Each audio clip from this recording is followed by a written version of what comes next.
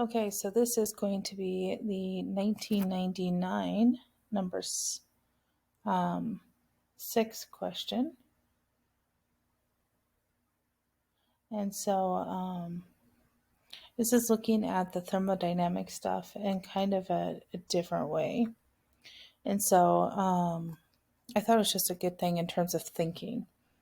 So keep in mind it says explain your answers in terms of thermodynamic principles and kinetic molecular theory.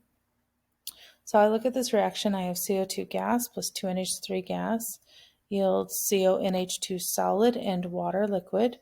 So just looking at this reaction, I realize it's going to be an exothermic reaction. I also notice we're going to have probably something that we're going to look at states of matter. I think it helps to kind of prep your brain before you actually do it. So for this reaction, indicate whether the standard entropy change is positive, negative, or zero, and you're justifying your answers. Okay, so the key here is looking at your states of matter. So we have 3 moles of gas going into becoming a solid or a liquid.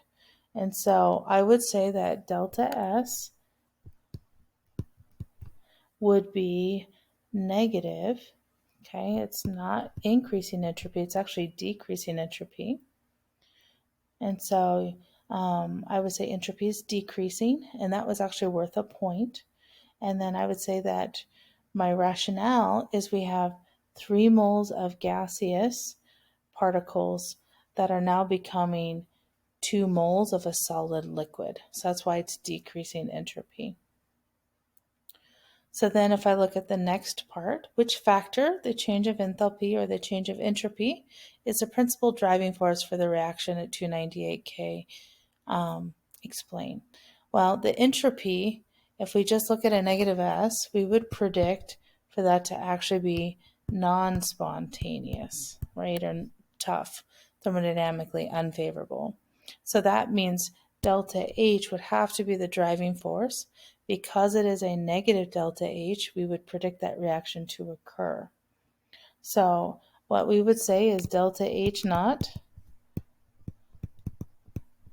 drives the reaction, okay? And then basically say that the entropy can't drive the reaction because of what I said, and so therefore delta H must. You could also use an argument using delta G equals delta H minus T delta S, explaining how a negative entropy, how that impacts your delta G value, and how a negative H would impact your delta G value.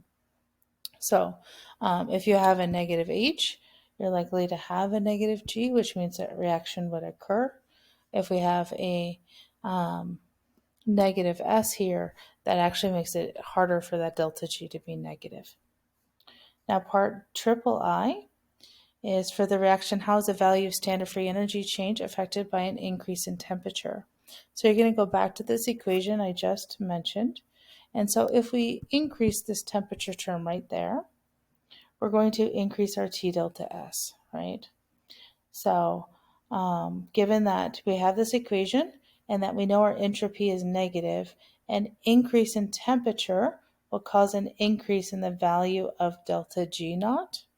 Okay, so this would increase delta G naught as a result. And what that we're really saying, it's becoming less negative.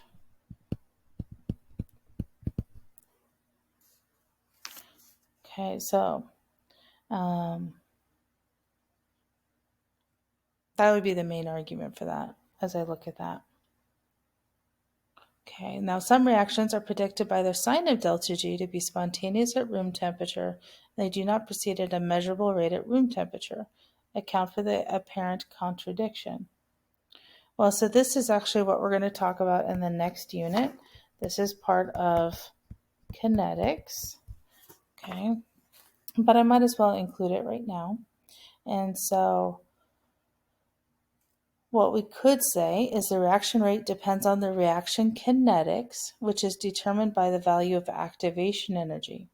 If your activation energy is large, then a reaction that is thermodynamically spontaneous may proceed very slowly if at all. So basically what we're linking is this idea of the energy diagram. So that would be for an endothermic. And here we have an exothermic reaction. And so we have this small energy hill, but if this thing is larger, that can make that reaction go a little bit slowly, but still happen. And then the last question, it says, a suitable catalyst increases the rate of such a reaction. What effect does a catalyst have on delta G? So this is a very typical question where you kind of second guess yourself. Okay, and the answer is the catalyst would have no effect on delta G.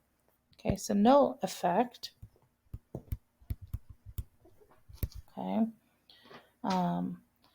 because what the catalyst does is decreases this activation or this energy hill, and so it wouldn't impact delta G.